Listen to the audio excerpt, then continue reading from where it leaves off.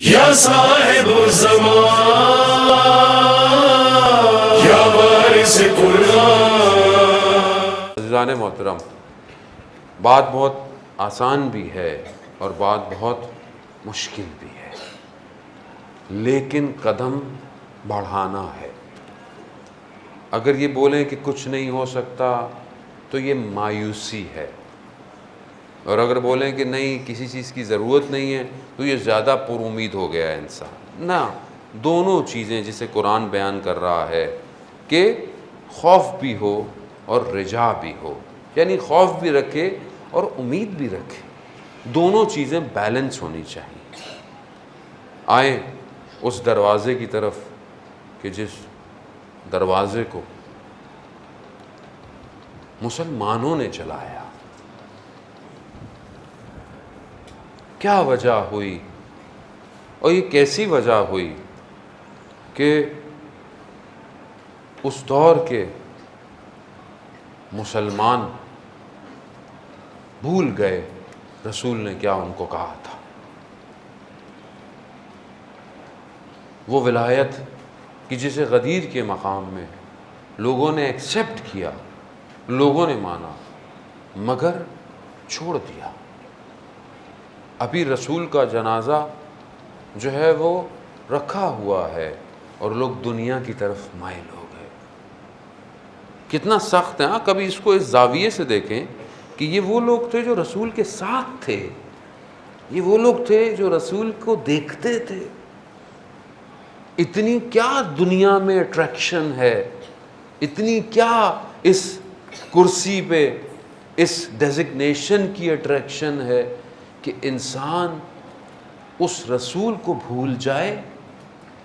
یہاں مثلا آپ کی کمیونٹی میں اللہ نہ کرے سب سلامت رہیں، مگر کسی ایک بڑی شخصیت کا انتقال ہو جائے، ہر کسی نے جانا ہے دنیا میں، اور آپ کو کوئی کام ہو تو آپ بولیں گے نہیں آج کام کی چھٹی کرو، آج فلانا بھی میٹنگ بھی کینسل کرو، آج سب چھوڑ دو۔ نہیں، ایک ایسی پرسنالٹی تھی جس کو سب محبت کرتے تھے، جو کمیونٹی میں ایک کردار تھا۔ آئیں سب ان کی جنازے میں شریک ہوں، آئیں ان کو تدفین کر کے آئیں، کریں گے ایک کردار کے لیے۔ وہ انبیاء کا سردار، وہ رسول خدا، وہ جس نے بشریت کو جہالت سے بچایا، وہ جو شافع پیغمبر، شافع قیامت میں شفاعت اس کے ہاتھ میں۔ سب کیا ہوا اس امت کو؟ کیوں دنیا اتنی اندر گھس جاتی ہے انسان کے کہ رسول کا جنازہ رکھا ہوا ہے اور لوگ دنیا کی پلاننگ میں لگے ہوئے ہیں؟ سب سے بڑا رونا یہی ہے بشریت کا، یہ ہے انسانیت کا رونا ہے یہ۔ اور اس کے بعد جب دفنا دیا گیا تو حضرت سیدہ کا گریہ، ان کا رونا، ان کا اپنے بابا کو یاد کرنا، ابھی یہ غم اتنا شدید تھا۔ یعنی ابھی آپ سوچیں کہ کسی کے گھر میں کوئی چلا جائے، نارمل آدمی کے گھر میں، آپ اس کے گھر پہ کیا کرنے جاتے ہیں؟ آپ ان کے گھر میں جاتے ہیں، ان کو دلاسا دیتے ہیں، ان سے کانڈولنس پیش کرتے ہیں، ان کو صبر کی تاکید کرتے ہیں، کہتے ہیں ہم آپ کی خدمت میں حاضر ہیں۔ مگر یہ کیسا شہر تھا کہ جہاں پر لوگ گھر آئے لیکن تعزیت کے لیے نہیں، دروازہ جلانے آئے تھے۔ اللہ، یہ کیسا شہر ہے یہ مدینہ! یہ مدینہ رسول کے بعد کیسا ہو گیا؟ بعض ارباب مقاتل بیان کرتے ہیں کہ دروازے کو جلانے کے لیے اتنی لکڑیوں کی آگ کی ضرورت نہیں تھی جتنی یہ لے کر آئے تھے، اور لے کر آئے وہ دروازہ جسے رسول سلام کرتے ہوں، السلام علیک یا اہل بیت النبوہ، وہ دروازہ کہ جہاں پر ملائکہ نازل ہوتے، اس دروازے پر یہ آگ لے کر آئے۔ کہا علی کو بھیجو، علی کو بھیجو، امام ہے، وقت کا امام ہے۔ اب کون حفاظت کرے گا وقت کے امام کی؟ مگر فاطمہ سے بڑھ کر بھی کوئی شخصیت ہے جو اپنے امام کی حفاظت کرے؟ فاطمہ خود آ گئی کہ کیا کام ہے؟ کہا علی کو بھیجیں. کہا نہیں جانتے تم کہ دروازے کے پیچھے کون بات کر رہی ہے؟ کہا بی بی نے کہا میں فاطمہ ہوں، بنت رسول ہوں. کہا ہوا کرے جو بھی ہو، ہم اس دروازے کو اگر کھولا نہیں گیا تو ہم آنکھ لگا دیں گے. اللہ اکبر. انسانیت اتنی حیوانیت پہ پہنچ جاتی ہے کہ خاتون کھڑی ہو، کسی کی ناموس ہو، کسی کی محرم ہو، اس کے ساتھ آدمی یہ کرے، اور وہ بھی رسول کی بیٹی ہو. اللہ اکبر. یہی تو وجہ تھی حضرت خدیجہ جب دنیا سے جا رہی تھیں تو انہوں نے کچھ وصیتیں کی تھیں. ایک وصیت کیا کی تھی رسول خدا سے؟ کہا تھا کہ فاطمہ چھوٹی ہے، فاطمہ یتیم ہو جائے گی میرے جانے کے بعد، ماں نہیں ہوگی، تو خیال رکھیے گا اس کے اوپر کوئی اونچی آواز سے بات نہ کرے، اسے کوئی تکلیف نہ ہو. میں کہوں گا حضرت خدیجہ جب تک رسول خدا زندہ تھے جب تک تو کچھ نہیں ہوا. ہاں آپ کے جانے کی دیر تھی، بس رسول خدا کے جانے کی دیر تھی، پھر اونچی آواز تو دور کی بات. ارے یہ امت جو ہے وہ دروازے کو جلا دیا.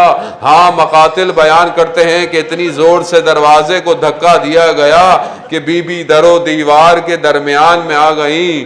علامہ فلسفی بیان کرتے ہیں کہ اس وقت جب بی بی در و دیوار میں آئیں تو امام حسین یہ ماجرا دیکھ رہے تھے، دوڑتے ہوئے گئے بابا کے پاس. بابا ارے ماں کو مار دیا ہے ان لوگوں نے.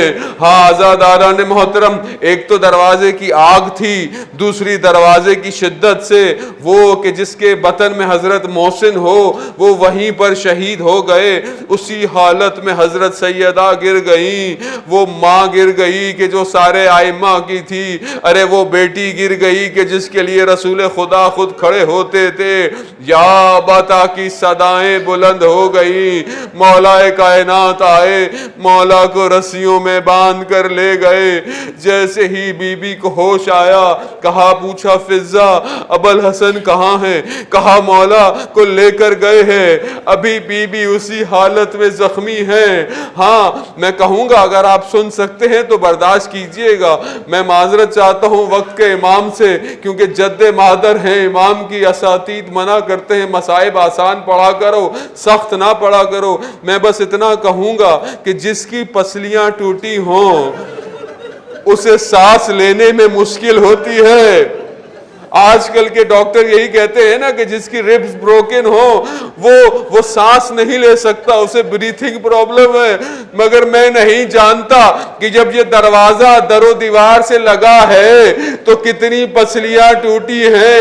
اب اس حالت میں بی بی اٹھی، اسی حالت میں کوچے مدینہ کی طرف جا رہی ہے، دیکھ رہی ہے علی کو لے کر جا رہے ہیں.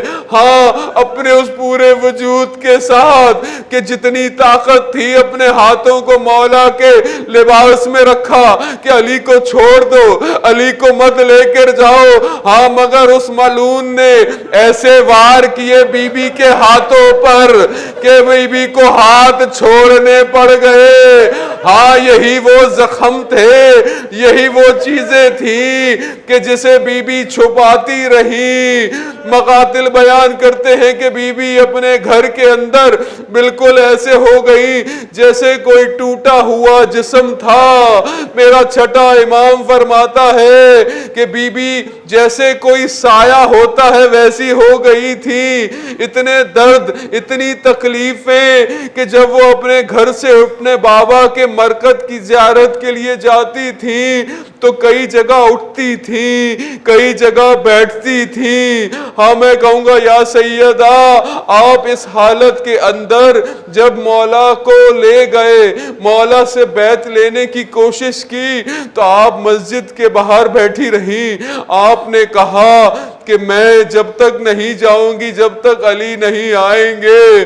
ہاں حضرت علی کو بھیج دیا گیا، آپ مولا کے ساتھ گھر آئی، مگر میرا سلام ہو آپ کی بیٹی پر جو 72 قدموں کے فاصلے پر کھڑی ہو کر اپنے بھائی کو ذبح ہوتے دیکھتی رہی۔